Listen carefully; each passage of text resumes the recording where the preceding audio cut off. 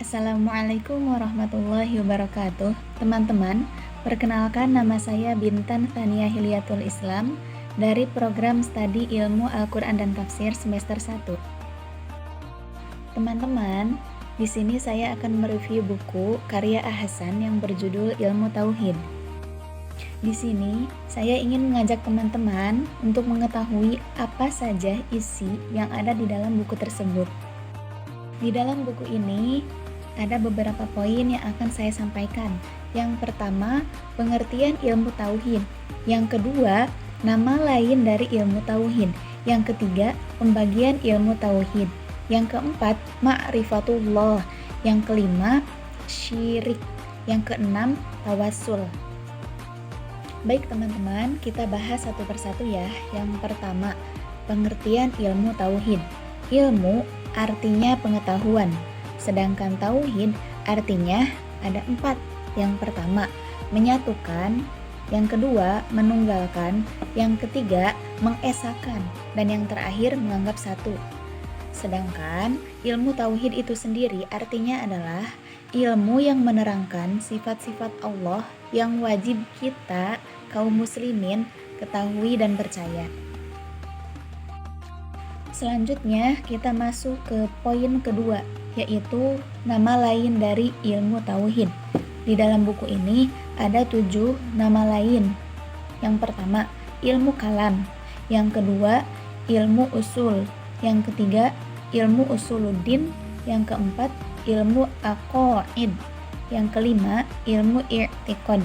Yang keenam, ilmu ma'rifat. Dan yang terakhir, ilmu sifat 20. Yang pertama, ilmu kalam. Kalam itu sendiri artinya omongan atau perkataan. Kenapa dinamakan ilmu kalam? Karena orang yang menerangkan ilmu ini sangat memerlukan kepada perkataan atau omongan, lebih daripada keperluannya di dalam ilmu-ilmu yang lain. Yang kedua, ilmu usul. Nah, usul sendiri adalah jama dari kata asal. Asal artinya pokok atau pangkal, sedangkan usul artinya pokok-pokok atau pangkal-pangkal. Kenapa dinamakan ilmu usul? Karena di dalam ilmu ini menerangkan tentang pokok-pokok bagi i'tiqad, iman atau kepercayaan. Yang ketiga adalah ilmu usuluddin. Usuluddin itu artinya pokok-pokok agama, yaitu pokok-pokok agama tentang i'tiqad. Nah, kenapa dinamakan dengan ilmu usuluddin? Karena ilmu ini menguraikan pokok-pokok kepercayaan dalam agama. Yang keempat yaitu ilmu aqaid, artinya akidah-akidah. Sedangkan akidah itu sendiri adalah simpul. Maksudnya, kepercayaan yang tersimpul di dalam hati. Yang kelima, ilmu i'tiqad, artinya kepercayaan. Nah, teman-teman, ringkasnya adalah ilmu aqaid, ilmu i'tiqad, dan iman artinya adalah kepercayaan atau keyakinan. Kenapa dinamakan demikian? Karena di dalam ilmu ini membicarakan hal-hal dan perkara-perkara kepercayaan atau keyakinan.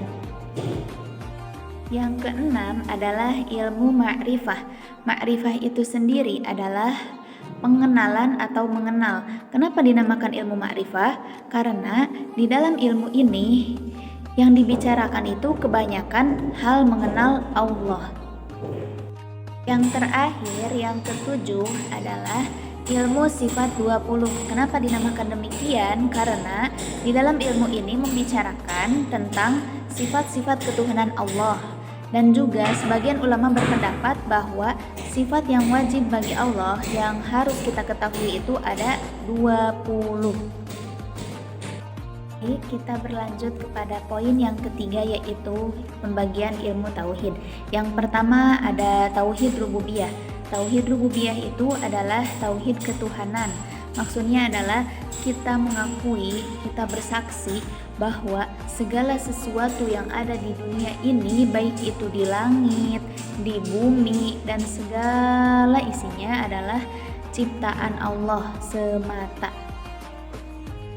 Yang kedua ada tauhid uluhiyah atau ubudiyah. Nah, tauhid ini berkaitan dengan ibadah yang kita lakukan.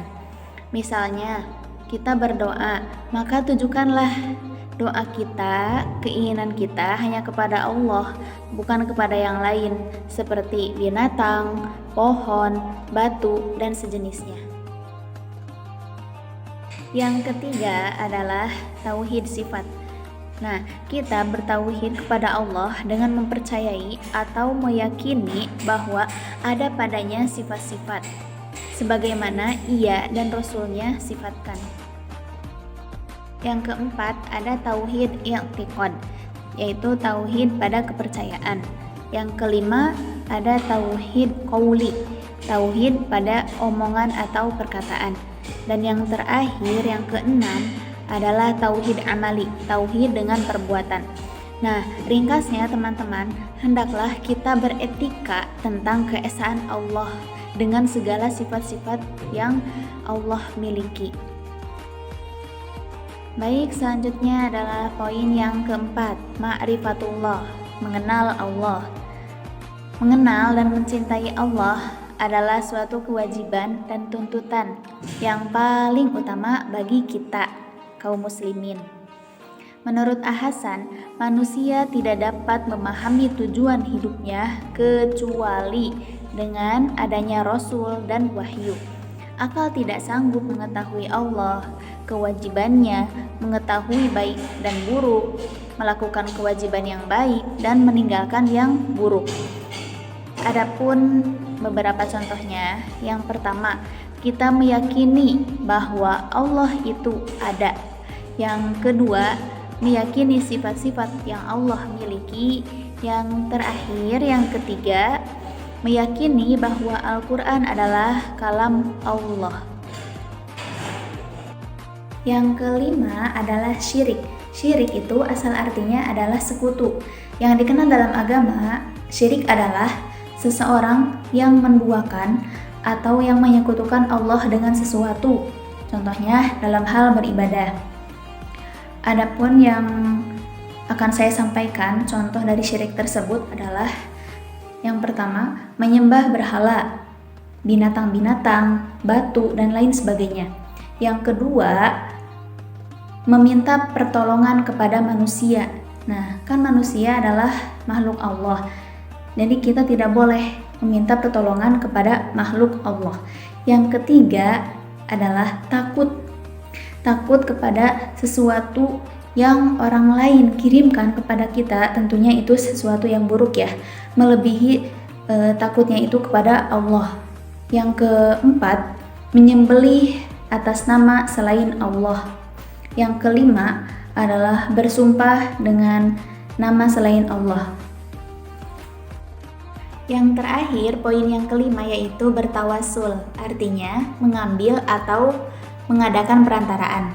Pada zaman Nabi, para sahabat bertawasul dengan cara minta Nabi untuk sama-sama berdoa dengan maksud agar berhasil doa mereka. Al-Quran dan Al-Hadis tidak mengajarkan kepada para sahabat untuk bertawasul dengan orang yang sudah meninggal. Dan juga para ulama tidak membolehkan hal itu. Kenapa? Karena perkara tersebut akan membawa kepada mengadakan perantaraan di dalam ibadah, sebagaimana diperbuat oleh kaum jahiliyah yang berkata, kami menyembah berhala-berhala itu ialah supaya agar mereka mendatangkan kami kepada Allah. Nah, hal itu tidak boleh ya. Teman-teman semua, mungkin hanya ini yang dapat saya sampaikan. Kurang lebihnya mohon maaf. Mudah-mudahan apa yang telah saya sampaikan ini bermanfaat untuk kita semua, terutama bagi saya sendiri. Ditutup dengan doa, Rabbana atina fid dunya hasanah wa fil akhirati hasanah wa qina adzabannar. Wassalamualaikum warahmatullahi wabarakatuh.